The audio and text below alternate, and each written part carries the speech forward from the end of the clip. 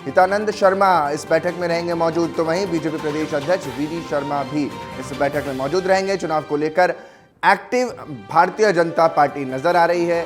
बैठकों का दिन भर आज दौर चलने वाला है। 10:30 बजे से शुरुआत होने वाली है, यानी अब से ठीक आधे घंटे बाद प्रदेश कार्यालय में अलग अलग दौर की बैठकें होंगी। 6 से ज्यादा बैठकें आज लगातार बैठकों का दौर भारतीय जनता पार्टी में देखने को मिलेगा। मुख्यमंत्री इस बैठक में मौजूद रहेंगे, सीएम डॉक्टर मोहन यादव, साथ ही प्रदेश के अध्यक्ष वीडी शर्मा भी इस बैठक में शामिल रहेंगे। उस तरीके तमाम बड़े शीर्ष नेता आज इस बैठक में शिरकत करते नजर आएंगे। तो यानी साफ तौर पर बैठकों का दौर आज शुरू हो जाएगा और इस दौर के जरिए बैठकों पर रणनीति बनाने की कोशिश भारतीय जनता पार्टी की नजर आएगी। चुनाव की घोषणा हो गई, आचार संहिता के बीच अब किस तरीके से बैठकों में जाना है और इन बैठकों के जरिए प्रदेश में किस स्थिति को मजबूती के साथ, यानी जैसा कि रूट लेवल पर हम कहते हैं कि वार्ड पर काम बीजेपी करती है, तो उस वार्ड लेवल तक कैसे पहुंचा जाए, रूट लेवल तक कैसे पहुंचा जाए, इसका पूरा जो खाका है वो इन बैठकों में तैयार होता है। क्या योजनाएं होंगी, किन मुद्दों के साथ जाते हैं इन बैठकों में, यही बड़े मुद्दे होने वाले होंगे। मेरे साथ ज्यादा जानकारी के साथ, तो साफ तौर पर मेरे साथ ज्यादा जानकारी के साथ मेरे सहयोगी नीरज श्रीवास्तव भोपाल से ब्यूरो हेड जुड़ गए हैं। नीरज, आज ये 6 बैठकों का महादौर शुरू हो गया प्रदेश में। इन बैठकों से बीजेपी क्या निकालने की कोशिश करेगी? 10:30 बजे सबसे पहले कौन सी बैठक? देखिए, बिल्कुल जिस तरह से देखा जाए तो चुनाव को लेकर पूरे युद्ध स्तर पर जुटी हुई है। जैसे कि आपने कहा कि बीजेपी ने युद्ध स्तर पर जो है अपनी तैयारियां शुरू कर दी हैं। यहाँ तक ये तैयारियां नहीं, जब बल्कि काम शुरू कर दिया है। नामांकन पत्र की बात की जाए तो नामांकन पत्र जो है भरवा दिया गया है। सीधी में जो प्रत्याशी हैं राकेश सिंह, उनका जो पत्र है, वो नामांकन पत्र वो भरवा दिया गया है। इसके अलावा बात की जाए बैठक विषय, ऐसा पहली बार नहीं है कि बीजेपी में आज ही बैठक हो रही है। लगातार पिछले कई दिनों से बैठकें हो रही हैं। लगातार कई दिनों से जो कांग्रेस के जो बड़े नेता हैं वो बीजेपी का दामन थामते हुए नजर आ रहे हैं। तो आज भी वही तस्वीरें जो है बीजेपी में देखने को मिलने वाली हैं।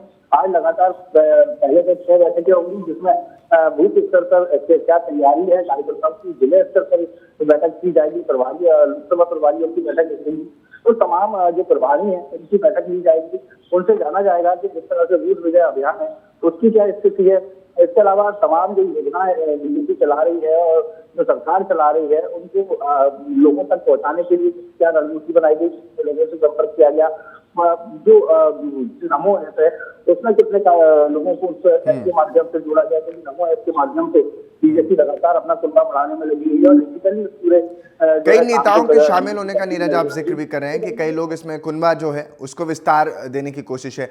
किन मुद्दों के साथ जा सकती है बीजेपी प्रदेश में, किन मुद्दों पर सहमति बन सकती है? क्योंकि इस वक्त अगर बीजेपी सीटों के बंटवारों में और उम्मीदवारों के नामों में आगे निकल रही है, तो वहीं दूसरी तरफ कांग्रेस है जो मुद्दों में आगे निकलती हुई नजर आ रही है। उसके पहले से निर्धारित 25 मुद्दे हैं, तो ऐसे वो कौन से मुद्दे हो सकते हैं जिस पर बीजेपी फोकस प्रदेश में रह सकती है खास तौर पर? देखिए, बिल्कुल इस समय बीजेपी पूरी तरह से जो फोकस है बिल्कुल धर्म के मुद्दे पर बीजेपी का पूरा फोकस है। जिस तरह से राम मंदिर का निर्माण जो है बीजेपी ने अपने कार्यकाल में श्री राम लला की प्राण प्रतिष्ठा कराई और 500 साल पुराना जो इंतजार था राम भक्तों का वो खत्म कराया। तो कहीं ना कहीं सबसे बड़ा मुद्दा जो है राम मंदिर रहने वाला है। कार्यकर्ताओं को निर्देशित किया गया है जब भी किसी से मिलने जाए या फिर मतदान के लिए किसी घर पे किसी से मिलने मुलाकात करने जाए तो राम राम जरूर करें। इससे ये साबित हो गया है कि कहीं ना कहीं राम के नाम को लेकर बीजेपी पूरा लोकसभा चुनाव लड़ने वाली है। इसके अलावा 370 जिस तरह से वोट परसेंट बढ़ाने की बात की है, हर बूथ से 370 वोट बढ़ाए जाए, तो उससे ये जाहिर होता है कि कश्मीर में किस तरह से धारा 370 हटाई गई, उस मुद्दे को लोगों के जहन में याद दिलाना और इसके आधार पर वोट मांगना बीजेपी के लिए। तो कहीं ना कहीं ये 2 मुद्दे काफी आगे हैं। इसके अलावा कांग्रेस की बात की जाए तो कांग्रेस ने लगभग 25 ऐसे मुद्दे लिए हैं जिस पर कांग्रेस जो है चुनावी रण में उतरेगी, लेकिन उसकी कार्ड बीजेपी के पास कहीं ना कहीं है। जिस तरह से किसानों की बात करें तो किसानों का मुद्दा लेके जो है कांग्रेस जो है लोकसभा चुनाव में बीजेपी के खिलाफ जाती हुई नजर आएगी। तो बीजेपी ने जिस तरह से अभी कुछ दिन पहले केंद्र और प्रदेश सरकार ने जो किसानों को सम्मान निधि दी है, तो बीजेपी उसका काउंटर जो है किसान सम्मान निधि से करेगी। कांग्रेस महिलाओं को लेकर आएगी, महिलाओं के मुद्दे पर बात करेगी, तो बीजेपी ने महिलाओं को किस तरह से, बीजेपी की सरकार जो है उसने महिलाओं को किस तरह से पुलिस भर्तियों में दिलाया, महिलाओं को किस तरह से सशक्तिकरण की दिशा में काम किया, लाडली बहनों को किस तरह योजनाओं का लाभ मिला, तो तमाम सारे मुद्दे हैं उनकी काट के लिए जो है बीजेपी आज बैठक रखेगी। कांग्रेस के आरोपों का तत्काल जवाब देगी। सोशल मीडिया की बैठक रखी गई है। यदि सोशल मीडिया पर कोई पोस्ट या कोई भी आपत्तिजनक टिप्पणी आती है तो उस पर या तो एफआईआर कराएंगे बीजेपी के कार्यकर्ता। तो तमाम सारे मुद्दे हैं जो आज बैठक में रहने वाले हैं। ठीक है नीरज, बहुत बहुत शुक्रिया नीरज ये तमाम जानकारी देने के लिए। तो हर पार्टी अपनी कोशिश में जुटी हुई और इन कोशिशों के जरिए चुनाव में कैसे वोटों को बटोरा जाए इसी को लेकर के रणनीतियां बना रही है। अगली खबर की तरफ ले चलते हैं जो कोटा से निकल कर आ रही है। कोटा के विज्ञान नगर इलाके से छात्रा से कथित अपहरण मामले में राजस्थान की कोटा पुलिस ने बड़ा खुलासा कर दिया। पुलिस ने बताया कि बच्चों के अपहरण की वारदात दरअसल हुई ही नहीं है। पता चला है कि यह कहानी विदेश में पढ़ने के लिए रची गई थी। छात्रा के वर्तमान में इंदौर में होने का मामला सामने आ रहा है, यानी छात्रा इंदौर में ही है। छात्रा और उसके दोस्तों की पड़ताल की जा रही। छात्रा इंदौर में ही 2 दोस्तों के साथ रह रही थी, जिनमें से एक दोस्त इंदौर में ही मिल गया। उसने ही पुलिस को पूरी घटना बताई, जिसके अनुसार छात्रा और उसके साथ घूम रहा लड़का विदेश में पढ़ाई करना चाह रहा था। इसी के लिए उन्हें पैसों की ज़रूरत थी और उन्होंने पिता से पैसे की डिमांड की, इसलिए उन्होंने ये घटनाक्रम को रचा। पिता ने मना कर दिया, जिसके बाद एसपी डॉक्टर अमृता ने बताया छात्रा और उसके दोस्तों से अपील की है कि अगर आप हमारी बात सुन रहे हैं तो तुरंत नज़दीकी थाने में जाकर संपर्क करें या अपने परिजनों को फ़ोन करें। उन्होंने छात्रा से अपील की है कि अपने सकुशल होने की जानकारी जल्द से जल्द हमें दें। हर कोई आपकी सुरक्षा के लिए चिंतित है। आपको बता दें कि छात्रा की किडनैपिंग की जानकारी पिता के व्हाट्सएप नंबर पर दी गई थी और छात्रा की फ़ोटो भी भेजी गई थी। फोटो में छात्रा के हाथ पैर मुंह बंधे हुए दिखते हैं। छात्रा को छोड़ने के एवज में 30 लाख रुपए की रिमांड यानी डिमांड की गई थी, फिरौती मांगी गई थी। फिरौती की रकम नहीं देने पर छात्रा को जान से मारने की धमकी। इसके बाद छात्रा के पिता कोटा आए और थाने में इस मामले की रिपोर्ट दर्ज कराई। तस्वीरें भी दिखा रहे हैं। दिनांक 18 को शाम को हमें जो शिवपुरी पुलिस विभाग से हमें सूचना मिली कि वहाँ के जो एक रघुवीर जी हैं, उन्होंने अपनी बेटी को कोटा में पढ़ने के लिए पिछली अगस्त को छोड़ा था और आज 18 तारीख को शाम को उनके फोन पर व्हाट्सएप के द्वारा मैसेज और फोन आया है कि आपकी बेटी हमारे पास है और फिरौती में 30 लाख की डिमांड की गई है।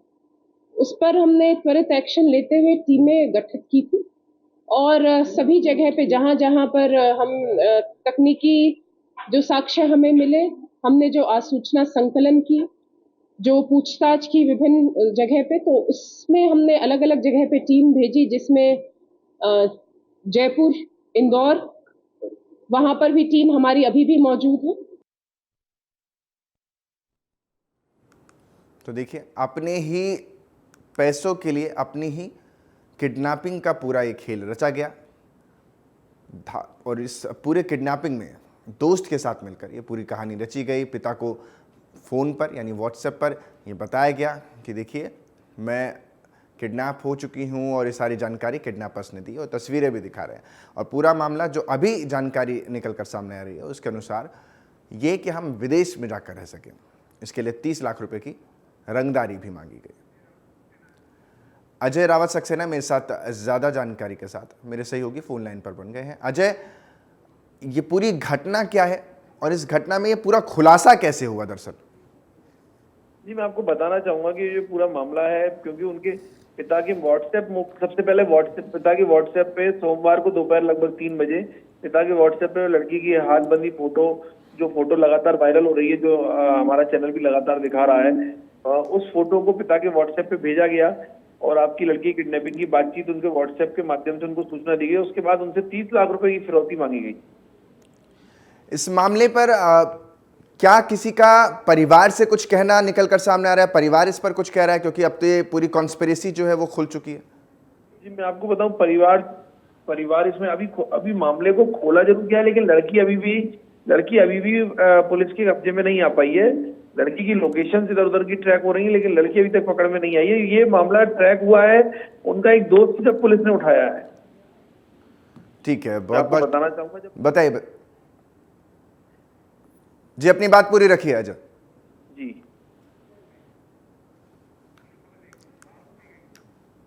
चलिए अब अगली खबर की तरफ लिए चलते हैं। एक बार फिर से टीवी 27 न्यूज की खबर का असर देखने को मिला। खबर को प्रमुखता से दिखाने के बाद कार्रवाई की गई है। खरगोन के सुरपाला गांव के एकीकृत प्राथमिक विद्यालय में 6ठी 7वीं की परीक्षा के दौरान गाइड और किताब लेकर नकल करने के मामले में प्रभारी प्रधान पाठक को निलंबित कर दिया गया। प्रधान पाठक तरुण गुप्ता को कलेक्टर करमवीर शर्मा की अनुमोदन के बाद आदिवासी विकास विभाग के सहायक आयुक्त कार्यालय ने निलंबित करने की कार्रवाई की है। कक्षा 6वीं और 7वीं की परीक्षा के दौरान बच्चे टेबल पर गाइड रखकर, किताब रखकर नकल कर रहे थे, जिसका वीडियो वायरल हुआ था। वीडियो भी दिखा रहे हैं आपको, ये वो वीडियो देखिए, तस्वीरों में आप देख पा रहे हैं। आराम से, कोई दिक्कत नहीं है, सब कुछ मस्त चल रहा है क्योंकि सामने किताब रखी हुई है। कलेक्टर करमवीर शर्मा के निर्देश जिला शिक्षा अधिकारी डीपीसी द्वारा की गई है पूरी जांच के बाद अब इन्हें सहायक आयुक्त कार्यालय ने प्रभारी प्रधान पाठक को निलंबित कर दिया।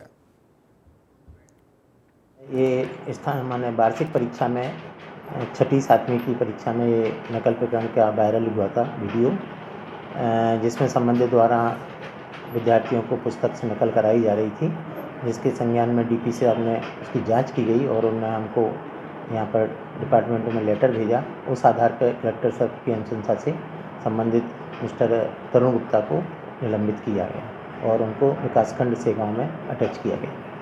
सर ये स्थान माने तो देखिए, साफ तौर पर खरगोन में टीवी 27 न्यूज की खबर का असर देखने को मिला। परीक्षा के दौरान गाइड और किताबों से नकल करते ये छात्र आपको नजर आ रहे हैं। देश का भविष्य खतरे में डालते अध्यापक नजर आ रहे हैं। किस तरीके से, बिल्कुल ऐसा लग रहा है कि घर में क्लास चल रही है, आराम से गाइड रखी हुई है, प्रश्न आ गए हैं और प्रश्न पत्र में उत्तर आराम से लिखे जा रहे हैं और सभी के पास देखिए तस्वीरें आपको नजर आ रही हैं। किस तरीके से ये पूरा मामला जब सामने आया तब जांच हुई और प्रभारी प्राचार्य को इस मामले में जब पता लगता है कि किस तरीके से अध्यापक ही इसमें संलिप्त हैं, प्रमुखता से जब ये खबर दिखाई गई तो उसके बाद फिर निलंबन की कार्रवाई की गई। खंडवा पुलिस ने लाखों रुपए के वाहन और चना चोरी मामले का खुलासा किया है। वाहन और चना चोरी की अलग अलग घटनाओं में लिप्त 6 आरोपियों को पकड़ा गया है। सभी आरोपियों ने पिपलौद और पंधान थाना क्षेत्र में 3 बाइक, 1 4 पहिया वाहन और गोडाउन में रखे 92 चने के बोरे चुराए थे। इन घटना में सभी अन्य आरोपी फरार चल रहे हैं, तो वहीं पुलिस इनकी तलाशी में जुटी हुई है, तफ्तीश में जुटी हुई है पूरे मामले के। इनमें 3 आरोपी हरदा, खंडवा और बुरहानपुर जिले के रहने वाले बताए जा रहे हैं। तस्वीरों में आप इनको देख भी पा रहे हैं। जिले के कुछ आरोपी और खंडवा के रहने वाले आरोपी थे। इन्होंने मिलके 6 लोगों ने मिलके थाना पिपलौद में बोलेरो चोरी की घटना की थी। पुलिस टीम ने घेराबंदी करके उनको हरदा जिले से पकड़ा। इनके कब्जे से 4.5 लाख की बोलेरो गाड़ी और अन्य 3 मोटरसाइकिलें बरामद हुई। दूसरे घटनाक्रम में थाना पिपलौद में ही 15-16 की दरमियानी रात एक गोडाउन में 92 कट्टे चने जिनकी कीमत लगभग 1,77,000 थी, वो चोरी गए थे। उसमें भी टीम ने बड़ी तत्परता से 3 दिन के अंदर ही 4 आरोपियों को आइडेंटिफाई किया और उनमें से ग्राम डेहरिया थाना पिपलौद के ही रहने वाले 3 आरोपी को पुलिस ने गिरफ्तार किया है और उनके कब्जे से इस घटना में उपयोग की गई पिकअप में गाड़ी और पूरे 92 कट्टे चने बरामद करके पूरा माल बरामद पुलिस ने किया है। खंडवा में बैंक ऑफ महाराष्ट्र में आज सुबह तड़के अचानक आग लग जाती है। बैंक के अंदर से धुआं निकलता देख यहां से गुजर रहे लोगों ने पुलिस कंट्रोल रूम को उसकी सूचना दी, जिसके बाद फायर ब्रिगेड की टीम ने आग पर किसी तरह कड़ी मशक्कत के बाद काबू पाया। आपको बता दें कि बैंक के अंदर का सामान बुरी तरह से जलकर खाक हो गया है।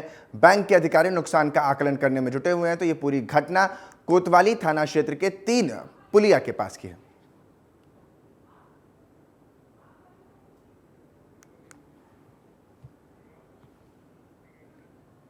भोपाल में चोरों के हौसले लगातार बुलंद होते जा रहे हैं। ताजा मामला थाना निशातपुरा का है, जहां चोरों ने कार में रखे रुपयों पर हाथ साफ कर दिया। इस मामले में पीड़ित ने पुलिस से कार्रवाई की मांग भी की है।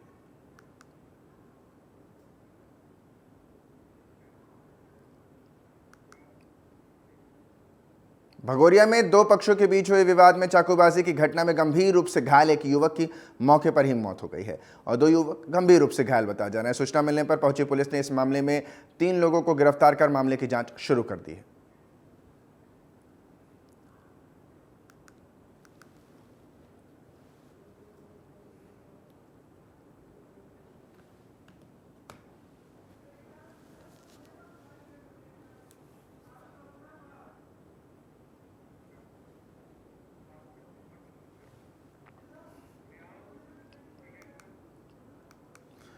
मध्य प्रदेश के बाद अब बात छत्तीसगढ़ की खबरों की कर लेते हैं। तो लोकसभा चुनाव की घोषणा होते ही आचार संहिता लागू हो गई है, जिसके बाद से प्रशासन हरकत में आ चुका है। पब्लिक सेक्टर से जुड़े कई काम भी बंद हो गए हैं। छत्तीसगढ़ में सरकार बदलने के बाद राशन कार्ड के बदलाव की प्रक्रिया भी शुरू हो गई थी, जो अब रुक गई है। वहीं नए राशन कार्ड बनाने का काम भी बंद कर दिया गया है। बिलासपुर के खाद्य अधिकारी अनुराग भदौरिया ने इसे लेकर जानकारी भी दी। साथ ही उन्होंने कहा है कि आचार संहिता के दौरान लोगों को राशन लेने में किसी भी प्रकार की दिक्कत का सामना नहीं करना पड़ेगा। जैसे ही लोकसभा चुनाव के बाद आचार संहिता हटेगी, नए कार्ड बनाने और नवीनीकरण का कार्य फिर से सुचारू रूप से शुरू कर दिया जाएगा।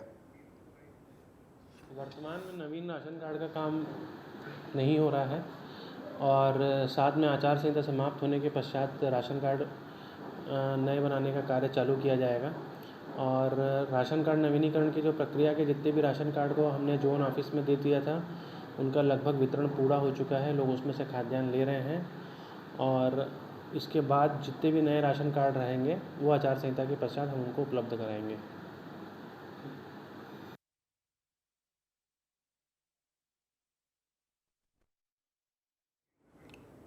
तो इस वक्त की बड़ी खबर आपको दे देते हैं। मुख्यमंत्री विष्णुदेव साय आज दौरा करने जा रहे हैं और ये 11:35 को, यानी ये समय बता रहे हैं हम, 1 बजे कोटा में जनसभा को संबोधित करेंगे मुख्यमंत्री विष्णुदेव साय। रायपुर में सीएम विष्णुदेव साय का कार्यक्रम आज क्या कुछ रहने वाला है आपको बता रहे हैं। सीएम बस्तर लोकसभा क्षेत्र का आज दौरा करेंगे और इस दौरे के बाद कई जनसभाओं को सीएम संबोधित भी करते हुए नजर आएंगे। सुबह 11 बजे उनका हेलीपैड से सुकमा के लिए भी रवाना होना है। 1 बजे कोटा में जनसभा को संबोधित करेंगे। तो सीएम विष्णुदेव साय का ये आज का कार्यक्रम बता रहे हैं हम। रायपुर को लेकर के आज क्या कुछ रहने वाला छत्तीसगढ़ में मुख्यमंत्री का कार्यक्रम, इसकी जानकारी आपको दे रहे हैं। कई जनसभाओं को संबोधित करने का भी कार्यक्रम है और सुबह 11 साढ़े 11 बजे के आसपास हेलीपैड से सुकमा के लिए रवाना होंगे। सुकमा ये वो इलाका है जो नक्सल प्रभावित इलाका बताया जाता है। मेरे साथ मेरे सहयोगी सुधीर वर्मा ज्यादा जानकारी के साथ जुड़ गए हैं। सुधीर, क्या कुछ कार्यक्रम आज मुख्यमंत्री का रहने वाला है प्रदेश में? जी बिल्कुल अंकित, आज मुख्यमंत्री विष्णुदेव साय बस्तर दौरे पर रहेंगे। बस्तर में कई ऐसी जनसभाओं को संबोधित करते हुए भी नजर आएंगे। साथ ही साथ आज सुकमा में उनकी जनसभा है, जिसके बाद वो कोटा में भी एक बड़ी जनसभा को संबोधित करते हुए नजर आएंगे। तो खास है कि आज जिस तरीके से उनकी जनसभाओं को संबोधित किया जाए, माना जाए बस्तर एक लोकसभा क्षेत्र भी है जहाँ पास आने वाले लोकसभा चुनाव में, आने वाले लोकसभा समय में चुनाव भी होने हैं। तो इस नजरिए से भी महत्वपूर्ण हो जाता है बस्तर, क्योंकि आने वाले समय में जो लोकसभा सीटें हैं, वहाँ एक लोकसभा सीट भी है, उसको देखते हुए ये दौरा बहुत महत्वपूर्ण माना जा रहा है भाजपा के लिए। और साथ ही साथ यह भी देखा गया है कि बस्तर लोकसभा सीट को लेकर के ज्यादातर जो कांग्रेस प्रत्याशी है वो वहां जीतते आए हैं, तो उसको देखते हुए भी यह दौरा कहीं ना कहीं महत्वपूर्ण माना जा रहा है। आज जिस तरीके से मुख्यमंत्री विष्णुदेव साय आज दौरे पर रहेंगे, वहां 2 जनसभाओं को संबोधित करते हुए नजर आएंगे। तो कहीं ना कहीं वहां के जो कार्यकर्ता है, जो भाजपा के कार्यकर्ता है, उनको बूस्टअप करने का काम भी करते हुए नजर आएंगे। साथ ही साथ जो जनता से भी कहीं ना कहीं समन्वय बनाने का काम भी करते हुए आएंगे। साथ ही साथ अगर बात करें दौरे को लेकर के, दौरे में कहीं ना कहीं जो प्रधानमंत्री नरेंद्र मोदी की जो गारंटी है, जो प्रदेश की जनता से दी गई थी, उनको लेकर कहीं ना कहीं प्रदेश की जनता के बीच जाएंगे। और खास ही बात करें सुकमा की, तो सुकमा एक काफी नक्सली प्रभावित एरिया रहा है, जहां पास आने वाले समय पिछले समय भी हमने देखा था कि कई नक्सली गतिविधियां भी हुई थी। उसको देखते हुए भी कहीं ना कहीं यह दौरा महत्वपूर्ण माना जा रहा है। और साथ ही साथ आज का जो दौरा है, उनमें कई जनसभाओं के माध्यम से कहीं ना कहीं प्रदेश के लोग हैं उनके बीच में जाएंगे मुख्यमंत्री विष्णुदेव साय, और साथ ही साथ जनता से एक समन्वय बनाने का प्रयास भी करते हुए नजर आएंगे विष्णुदेव साय।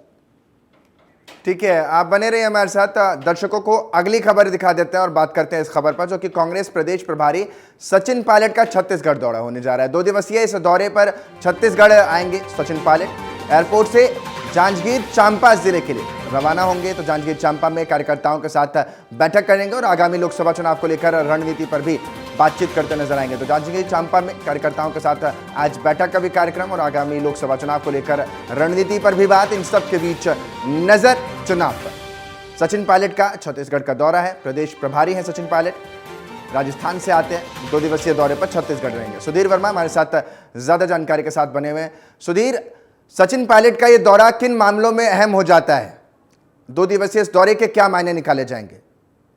जी बिल्कुल, अगर देखा जाए अंकित, जिस तरीके से एक और जहां भाजपा लोकसभा चुनाव से पहले एक्शन मोड में आ चुकी, तो कहीं ना कहीं अब कांग्रेस भी वो तैयारी में जुट चुकी है। हमने देखा बीते समय जिस तरीके से बैठकें की गई लोकसभा चुनाव को मद्देनजर रखते हुए, तो अब कहीं ना कहीं जो प्रदेश प्रभारी सचिन पायलट है उनका दौरा आज प्रदेश में रखा गया। 2 दिवसीय दौरे के पहले दिन आज जांजगीर चांपा में उनका दौरा रहेगा, जिनमें महत्वपूर्ण बैठक कार्यकर्ताओं के साथ करते हुए नजर आएंगे। और साथ ही साथ लोकसभा चुनाव के मद्देनजर रखते हुए यह दौरा कहीं ना कहीं महत्वपूर्ण, क्योंकि कल राजधानी रायपुर में भी मौजूद रहेंगे। राजधानी रायपुर के राजीव भवन में महत्वपूर्ण प्रेस वार्ता करेंगे, बैठक भी करेंगे। और कहीं ना कहीं मान सकते हैं कि जो दौरा है कहीं ना कहीं उसको भी लिखते हुए लोकसभा चुनाव भी आने वाला है। लोकसभा चुनाव से पहले हमने देखा था कि विधानसभा चुनाव में प्रदेश में कांग्रेस सरकार रही थी, परंतु किसी कारणवश सरकार लंबे समय तक नहीं टूट पाई। इसको देखते हुए भी लोकसभा चुनाव में बेहतर प्रदर्शन करने के लिए भी उनके दौरे लगातार तेज हो रहे हैं, और साथ ही साथ एक बेहतर प्रदर्शन करने के लिए भी लगातार उनके दौरे हो रहे हैं। साथ ही साथ हमने देखा था कि अंतर कला की बातें भी आ रही थी, उसको भी कहीं ना कहीं दूर करने को लेकर लगातार उनके दौरे हो रहे हैं। कहीं ना कहीं जो कार्यकर्ता है कांग्रेस के, उनको एक जुट कर लोकसभा चुनाव में कार्यकर्ता एंटी इनकम्बेंसी जो पार्टी को लेकर विधानसभा चुनाव में देखने को मिली, उसको कैसे कम कर पाएगी कांग्रेस पार्टी? बिल्कुल, अगर देखा जाए जिस तरीके से अंतर कला की बात आपने कही खेलते थे, उसको लेकर भी कहीं ना कहीं प्रदेश प्रभारी सचिन पायलट है वो कहीं ना कहीं कार्यकर्ताओं के साथ बैठक करेंगे। बैठक में इसको दूर करने को लेकर भी दिशा निर्देशित करते नजर आएंगे। साथ ही साथ अगर बात की जाए लोकसभा चुनाव को लेकर के, तो लोकसभा चुनाव को मद्देनजर रखते हुए आज 2 बैठकें होंगी। बैठकों के माध्यम से कहीं ना कहीं जो कार्यकर्ता है उनकी जो भी परेशानी वगैरह रहेगी उनसे सुनेंगे, वहीं कहीं ना कहीं उनका निर्णय लेने का काम भी कहीं ना कहीं करते हुए नजर आएंगे। सुधीर, अब से कुछ ही दिनों पहले भूपेश बघेल को अपने ही कार्यकर्ताओं के द्वारा एक तरीके से कहें विरोध झेलने का सामना करना पड़ा था। तो ऐसे में जिन कार्यकर्ताओं के साथ आप भी कह रहे हैं कि बैठक होगी, तो क्या निचले लेवल तक वो बातें नहीं पहुंच पाती, कार्यकर्ताओं तक सहमति नहीं बन पा रही, खुलकर के वो सामने आ रहे हैं, मंचों पर अपने ही नेता के सामने उनको और उनकी पार्टी और अपनी सरकार को लताड़ रहे हैं? ऐसी स्थिति में क्या सचिन पायलट इतनी सक्षमता के साथ और दक्षता के साथ काम कर पाएंगे? जी बिल्कुल, जिस तरीके से लोकसभा चुनाव में हमने देखा कि जो अंतर कला था वो कहीं ना कहीं लोग विधानसभा चुनाव में कांग्रेस को कहीं ना कहीं इसका सामना भुगतना पड़ा। उसको देखते हुए विभाग के जो लोकसभा चुनाव है उसमें कहीं ना कहीं जो दौरे हैं उसके माध्यम से जो शीर्षतम नेतृत्व है उसको बेहतर करने का काम लगातार किया जा रहा है। और साथ ही साथ जिसके मद्देनजर रखते हुए आज ये दौरे रखे गए और कहीं ना कहीं लोकसभा चुनाव से पहले इस प्रकार के दौरे कहीं ना कहीं महत्वपूर्ण भी हो जाते हैं, क्योंकि इस तरह के दौरों से जो कार्यकर्ता है उनमें कहीं ना कहीं उत्साह होता है, कहीं ना कहीं आपकी जो नेता वगैरह है उनको लेकर के खासा उत्साह होता है। जो कार्यकर्ता है वो दूसरे स्तर तक कार्य करने में जुट जाते हैं। साथ ही साथ अगर बात करें अंतर कला की, तो हमने देखा जिस तरीके से राजनांदगांव में जिस तरीके से पूर्व सीएम के सामने ही कार्यकर्ताओं ने अपने मन की बात की, तो वो भी दर्शाता है कि अंतर कला तो कहीं ना कहीं है। तो परंतु जो कार्यकर्ता जो निचले स्तर तक रहते हैं वो अपनी बात नेतृत्व जो नेता है उनको भी पहुंचाते हैं। साथ ही साथ एक बेहतर नेतृत्व की मांग लगातार कांग्रेस के नेताओं से करते हैं। ठीक है सुधीर, बहुत बहुत शुक्रिया तमाम जानकारी के लिए। वक्त तो चला एक छोटे से ब्रेक का, बने रहिए हमारे साथ, देखते रहिए TV27 न्यूज़।